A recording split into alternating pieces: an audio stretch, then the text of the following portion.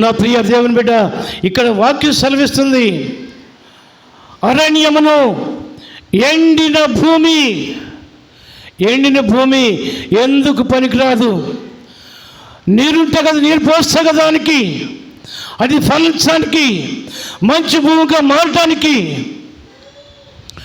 దేవుని దగ్గరికి వస్తే కదా నీ బ్రతుకు మారడానికి, నీ హృదయం తడపడాలంటే నీటితోటి వాక్యం అనే నీరు నీ హృదయంలో ప్రవహించాలంటే దేవుని సన్నిధికి రావాలి, దేవుని యొద్ద ఆయన అడగాలి, ప్రార్థించాలి. దేవా నా బ్రతుకును మార్చు అని చెప్పి నువ్వు అడిగి ప్రార్థన చేస్తే నీ హృదయాన్ని దేవుని యొక్క వాక్యము అనే నీరు తడుపుతుంది.